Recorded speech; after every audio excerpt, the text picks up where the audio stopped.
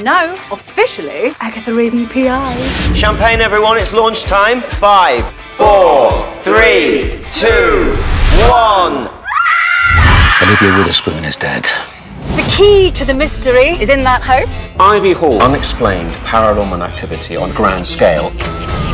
What's next? Vampires? Zombies? Little green men in flying saucers? Stay close. Perfectly safe with me.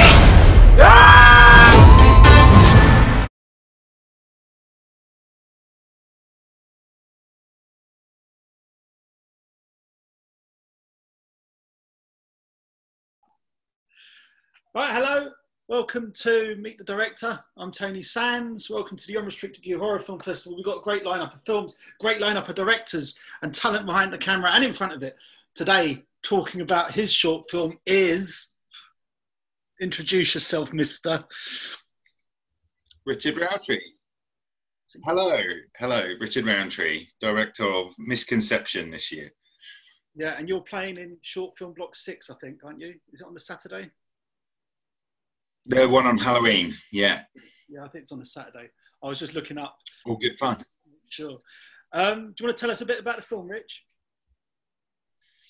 Yeah, so it's a bit of a random one. We shot it, I think, about 3 weeks before the lockdown, which was really lucky. And we we'd been kind of consumed for 18 months or 2 years nearly with the Nefarious feature film, and we knew that we weren't going to have an opportunity to shoot another feature again very quickly, but we had lots of ideas for short films and kind of wanted to see how it would work in terms of, could we shoot one in a weekend as a completely contained unit? And it was supposed to be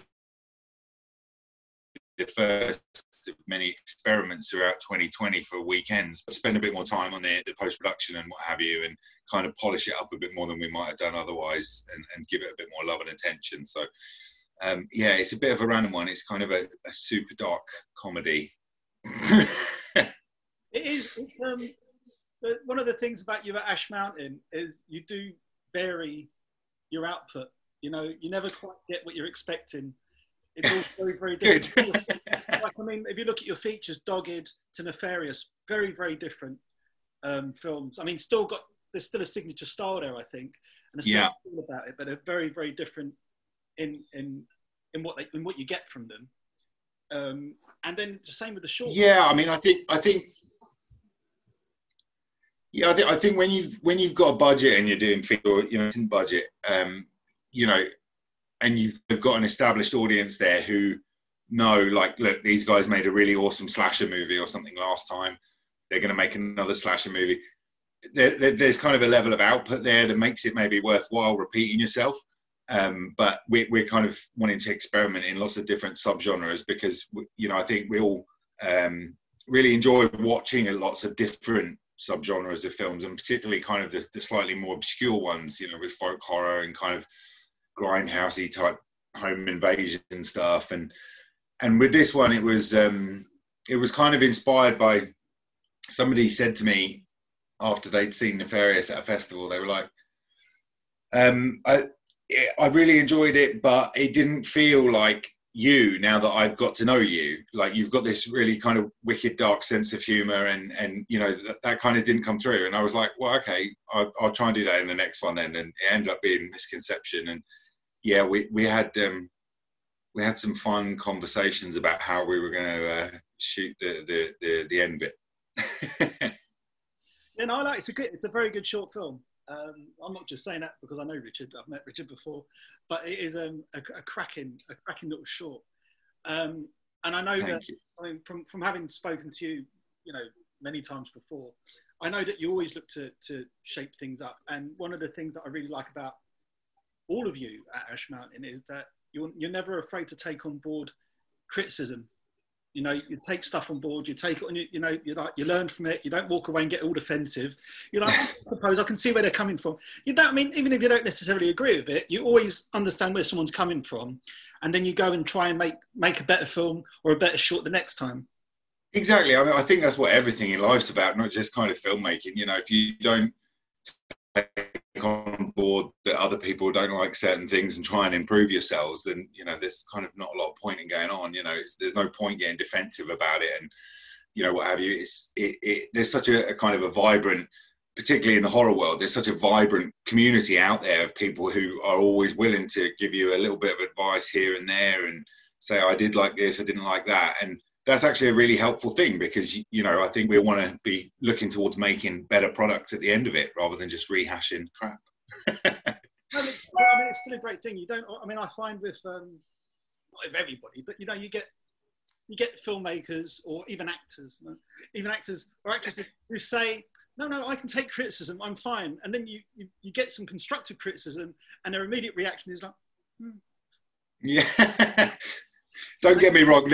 There's the odd comment on IMDb or YouTube or whatever, and I'm like, what does that even mean? Like, there was one when we released the trailer for Dogged, and there's like a 10-second or a 5-second shot of a cafeteria scene, and somebody posted like, "What's with the stupid small tables?" That's just perspective. That's perspective, right? So yeah, comments like that I don't take on board, but yeah, anything serious with a bit of reasoning behind it, definitely. I read one comment. I think I've texted you about. There's a comment on about Nefarious, obviously an American viewer, and they really didn't think much of it at all. Or the cops, they didn't like the cop. It's a slate. It really slams it. But I'm reading the review and I'm thinking, what kind of film did you think you were going to watch, though? I mean, like, Yeah. It's like you're slagging this off, but I don't think you actually understood what you watched in the first place. But also, you watched the whole film, so well done. Yeah, good job. If you can sit through it, right? Well done. Exactly. I did. It's weird. I think audiences who are going to leave comments on things like IMDb are perhaps more. They feel like it's easier, or I can't think of the word, like more acceptable for them to criticize horror movies in that way than perhaps any other kind of genre. And I can only think that filters down from the kind of disrespect level that horror movies have been shown, by the Academy and whatever else, by the kind of serious film literati throughout the years. Everybody thinks, well, they're putting it up there, we're just going to fire at it or whatever. And it seems unfair. I don't, people wouldn't go and do that on, kind of, a period drama or whatever and go, oh, well, you know what, this, that and the other. They might go, well, this is wrong and that's wrong, but they would frame it, the criticism, in a different way. And I think that's probably slightly unfair on horror filmmakers. Well, and I think horror is probably the broadest canvas that you can paint on. I mean, it's such a vast, actually going back to your films, which was on bringing this up, but you actually play with that canvas. You go so broad and so, you go crazy with your toys, trying all different styles of horror. And I think that's and touching on the comedy, which is Misconception, is much. It probably is much closer to who you are. Yeah, six wine.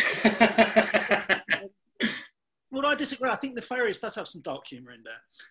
Yeah, there is for sure. I think it's maybe not as accessible for people who haven't necessarily been in some of those situations, though. Whereas this one's kind of a bit more. It's a bit more openly comic, isn't it? I think. Yeah, exactly. Yeah, but that's the great thing. Going back, that is the great thing about horror, is that there is so much you can do with it. You can have comedy, horror, and horror thrillers, and supernatural, and it's slashers, and it's all horror, and it all works. It all has an audience. It does. I think I've been trying through October to do 31 days of horror and watch a different movie every day that I've never watched before. And even this year, I've ducked out of a few days here and there, and I'm always disappointed in myself. But I try and watch things which I wouldn't necessarily ordinarily choose. I'm not a massive fan of slasher movies, but I've been trying to kind of sit down and watch a few of them. And I think you and I were tweeting about it. I watched the remake of Friday the 13th, and I was just like, oh man, like I didn't. I know it's heresy to say it in the horror world, but like I'm not really a fan of the original. So I don't know what I was expecting to get out of a remake with Michael Bay as a producer, but I think that I just don't find them scary. That's the problem, and I think that varies obviously with different people, and through your life you change. Like sometimes I'm scared of this sort of thing, and you know, like you probably like as soon as you got kids, you're like, well, now like the scary kids thing suddenly is scary, or the idea of like a home invasion and kidnap type thing. It's all about where you are in your life as to what you're finding scary in your movies at the time, I think. Yeah, I talking about the kids thing. You know, I've got he's 10, well, nearly 11 months now, little boy. And I put in a couple of short stories to a charity horror book. Yeah. You know, and my girlfriend, she goes, "Can I read the stories?" And I'm like, "I don't think you'll like them, but I read this one because I've got 2 in there, luckily." And she read the first. She goes, "I don't get it. I don't get it." And she read it again. She goes, "No, I just don't get it. Barry, I don't get it. I don't get it." I'm like, "All right, don't worry." She goes, "Well, I read the second." I said, "No, you won't like the second one. The second one is like, they're really short. The second one's got a kid in it." I said, "You won't like it." She goes, "No, I'll read it." I said, "You won't like it." She goes, "What do you know whether I'll like what I'll like?" And she read it. She goes, "No, it's horrible." Horrible. What did you write? It's like, what did you write that for? What are you thinking? What's in your head? You know. Right. Well, so we had this when we were writing Misconception. So we were. I won't tell you what the working title was, because the people that are going to watch it will give everything away. But it kind of, the working title was what they discover at the end. And you know, always with my wife Chrissy, I'm like, you know, would you like to read this script that we're working on? And I think the first few times we made shorts, and maybe even when we did Doggy, she was like, "I know, you know, it's cool. You know, you go for it." And then she started watching them. She's like, "I think I better pre-check them, you know, to make sure that they're kind of suitable or whatever after that."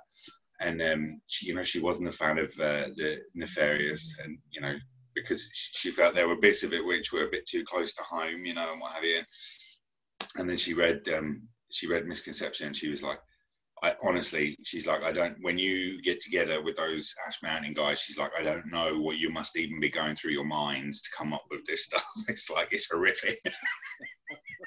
So we've got a slap on the wrist, but she's co-writing the story element of a feature with me at the moment. So that one should be fun. Self to blame, won't she, if it goes wrong? Yeah, exactly. I mean, she kind of co-wrote Dogged as well, like the original story when we were doing the short with it, and it kind of evolved from this 3-minute short or whatever into like a 2-hour feature, and kind of lost a lot of what she put into it there, and was a bit surprised, which is I think why she likes to kind of pre-check everything beforehand. Well, I don't show anything. My girlfriend sees nothing now, nothing. I can stay away from it. I just kind of hide in the corner. Wait until they're all out, hide in the corner and do everything. That's it. Just don't touch me. That's it. There's a fine line, right? Like, what can I get away with, you know? No understanding. She hates horror. So, yeah, Chrissy does as well. We never watch a horror movie together anymore. She used to watch it when we first started going out, you know, to kind of placate me. And then when they finally released Texas Chainsaw Massacre here, I think in like 98 or 99, I was like, oh, let's go to the movies and watch it. And I think she watched like the first, you know, maybe 7 or 8 minutes, and that was it. It was like head in the shoulder the rest of the time. And I said to her, I was like, listening to that movie and not seeing it is worse than the other way around, right? Because the sound effects are everything. You don't actually see that much going on. But that was it. She's like, I'm not watching anything else with you ever again after. So it's quite a difficult balance to try and find things that we enjoy watching in our house as a couple. Yeah. When you were saying about the 31 days of horror, it takes me about 31 days just to watch one film. Yeah. In segments, you know, late at night when I'm falling asleep and I've got babies in bed and like everybody's like, fine, so about 5 minutes. The pain in the arse as well is here, like our bedroom is directly over our living room, and so if I want to watch something late at night, I have to have it on like number 4 volume. And you know, like horror movies, when you're watching them with the subtitles, they lose about 95% of what they're intended. So yeah, it's a difficult one. There's the odd one that you can get away with, kind of really dialogue driven ones, but yeah, it's not conducive to anything. So going back to horror films, going back to your stuff, Richard, rather than just rambling away, which is lovely. Sorry, yeah. Great, man. I haven't spoken to you for ages properly, so it's good. But what have you got lined up next? Anything? So we're pretty close to finishing a script for a kind of a I've shot myself in the foot because I said earlier I don't really like slasher movies. It's kind of a supernatural slasher movie because we wanted to test ourselves again with, can we make something convincing and frightening in a subgenre that none of us are particularly, you know, in love with, as it were. So we've got this feature called Mask of the Devil. So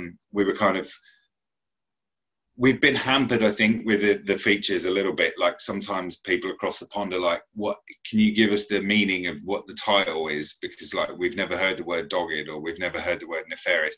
So we were like, okay, we're just going to go for like one of those super obvious titles where people are scrolling through Amazon at 2 o'clock in the morning and they go, "Do you know what? That sounds like I might watch that." Like Sky Sharks or, you know, whatever it is. It is kind of not, you know, we haven't gone too far down that path, but yeah, Mask of the Devil is the name of it. And it's kind of, I think, inspired largely by the mask wearing and how it kind of, you know, with the pandemic and how it kind of makes everybody slightly anonymous.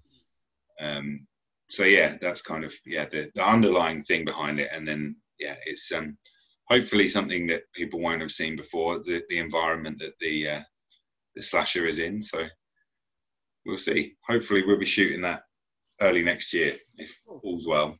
Something else to look forward to, eh? Yeah, definitely. All right.